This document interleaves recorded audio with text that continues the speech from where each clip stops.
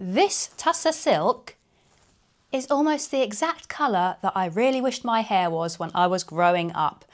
And annoyingly, to make things worse, this was pretty much the exact colour of my brother's hair. How jealous was I? I'm not jealous anymore. I like my hair the way it is. This is Tussah Silk.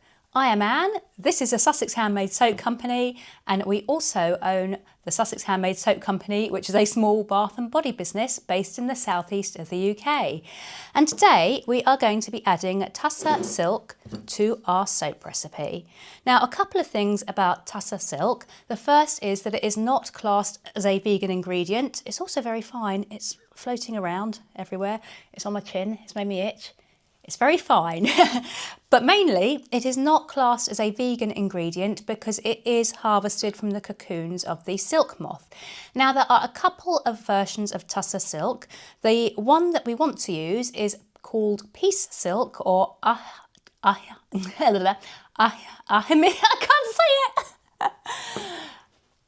Shall I write it on the screen for you? Ahimsa silk. That is what you want to look out for, because Peace silk, or Ahimsa silk, has actually been harvested in a way that is cruelty-free, and by that I mean they allow the silk moths to emerge from the cocoons before the silk is harvested, so there is no killing. Let's be honest, there is no killing of silk moths involved in that method.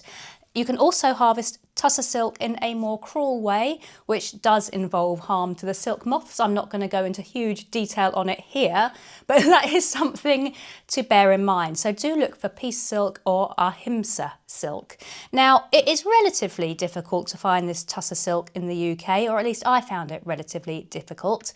CosmeticSafetyAssessment.com do sell it. However, after inquiring with them, theirs is not Peace Silk or Ahimsa Silk, so I will not be buying the silk from them unless they change their policy on that. There is a company though that I found after much Googling called rainbowsilks.co.uk, and they do sell Peace Silk or Ahimsa Silk. So they do sell the cruelty-free silk like this. So I would recommend getting it from there if you want it to be cruelty-free and if you want to make your own silk soaps. And let's face it, if you're going to make the silk soaps, it's nice to do it the cruelty-free way because no one wants to cause any harm to any little silk moths. Even my mother, who has an irrational, total fear of moths and butterflies, even she wouldn't want to cause harm to them. So rainbowsilks.co.uk for the cruelty-free Tussah Silk. Right, let's get on to how we're going to add it into our soap today. I've just realised I was jumping ahead of myself there, wasn't I, saying about getting it into the lye? I haven't even covered why you'd want to use it in soap or how much to use. So, why would you want to use this in soap? Now, the reason is that apparently it gives a really lovely slip to the soap bars. It makes them feel a little bit more silky, makes the lather feel a little bit more indulgent. So it just gives a really nice feeling to the soap bar. And how much would you want to use in soap? That is difficult, and I did have some trouble finding usage rates because it is very, very light. What I kind of realised was a bit of a ballpark figure is that people were saying go with 1 cotton wool ball sized amount per pound of soap making oils. Our recipe is 3.5 pounds of oils today, so I have used 3.5 cotton wool ball sized amounts. And they're my version of cotton wool ball sized amounts, but to me that's about 3.5 cotton wool ball size amounts. And for reference, this little lot weighed in at 1.5 grams on my scales. So how do we add it when we are making soap? The way you need to add Tussah Silk is you need to add it into your lye water. It needs to be hot because the Tussah Silk needs to fully dissolve. So we are going to add it in to our lye water and we are going to stir it to dissolve, and we want to make sure our lye water is nice and hot. So we're not going to wait after we've poured our lye in. We're going to go lye, water, Tussah Silk, mixy, mixy, mixy, dissolve. That's the plan. So now that I have brought the lye in, I have also put on my goggles and my gloves. I was already wearing my long sleeve top and my closed-toed shoes, but I've taken my lye safety precautions.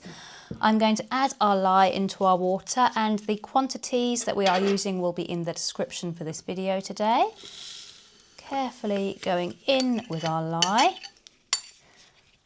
Very, very quick little stir.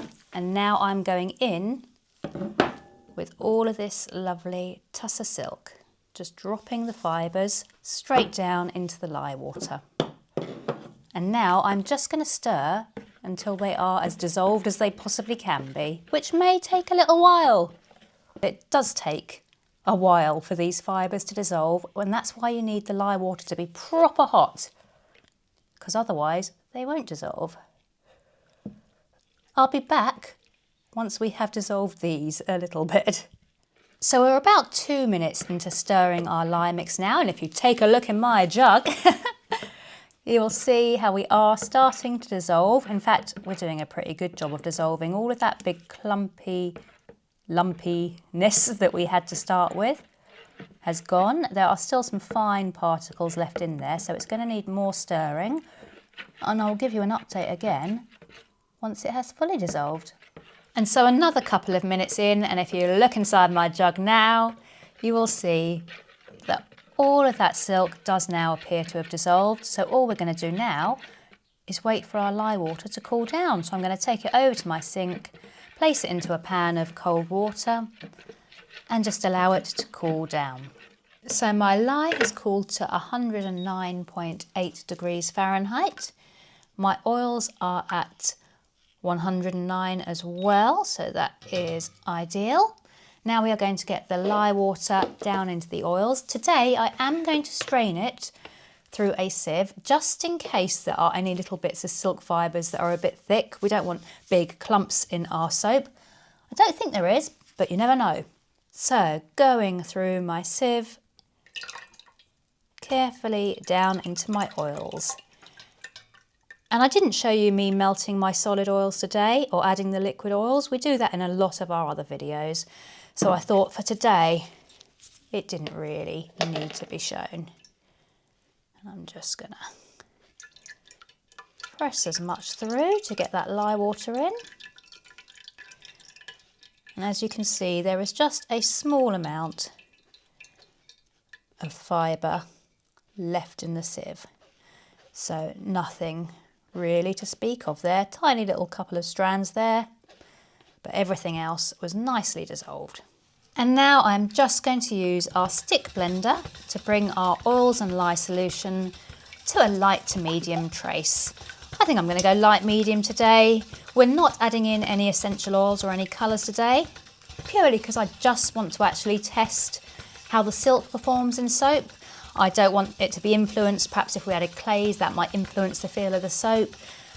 Essential oils, I could have added them, but it's just cheaper not to. And as the experiment is on Tussah Silk, for our first Tussah Silk soap on this channel, plain and simple.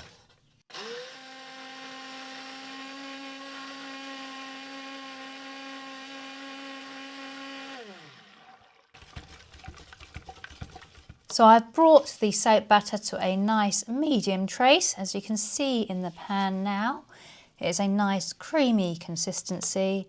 And I say, yeah, a kind of medium-esque trace. All that remains to do now is to pour it into our mould. So here we go, pouring into the mould now.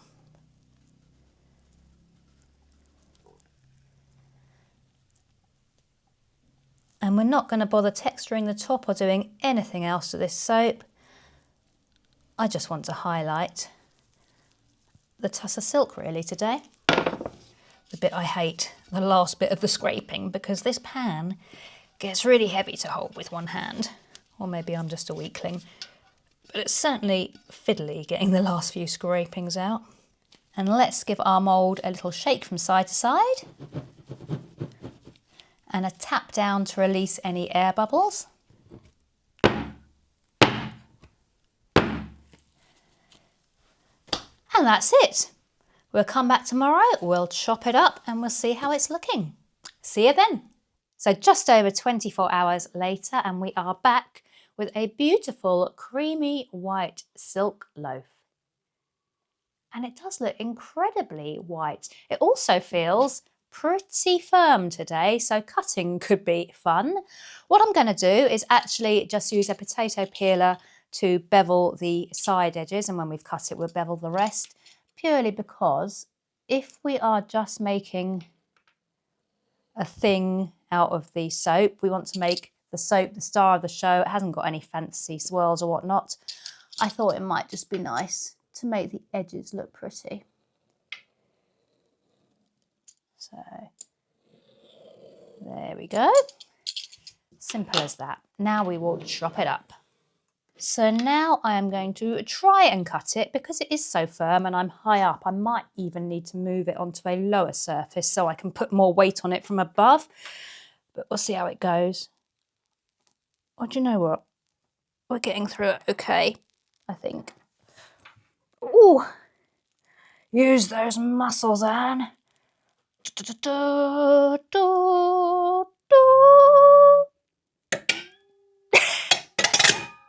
There we go. Oh, it's gone all over me. Right, let's pull out a piece and take a look.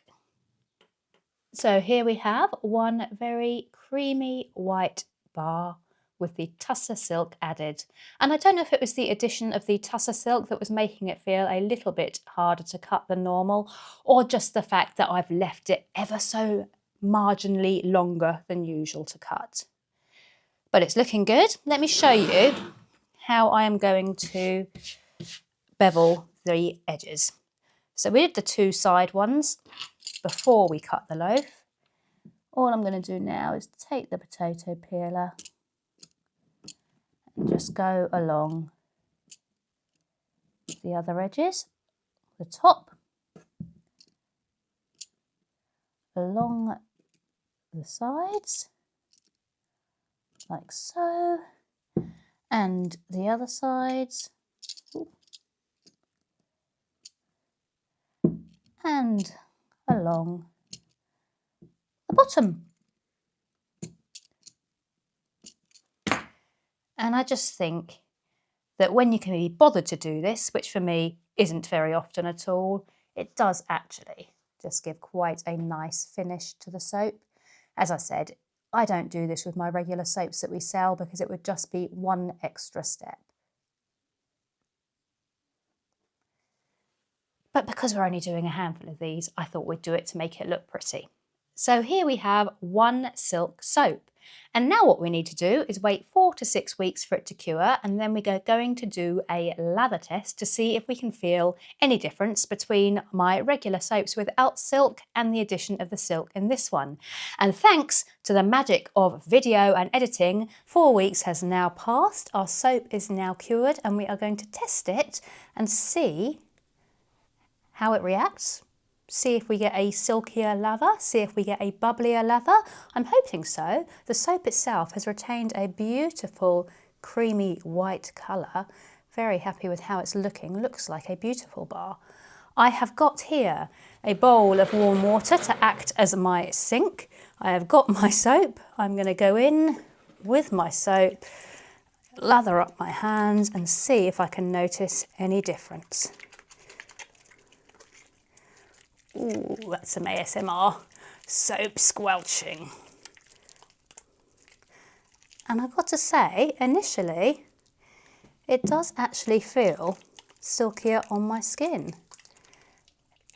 It has got a really nice slip to it, and it does feel like I'm getting some nice big bubbly bubbles too.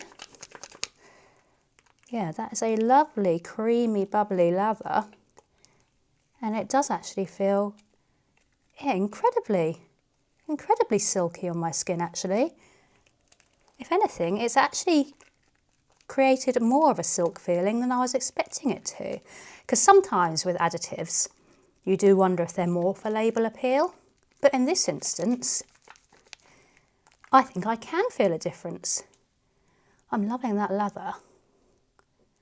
That is very creamy and bubbly. Yeah, I'm impressed with this. A little bit less soap, a little bit more water. Let's see what happens then.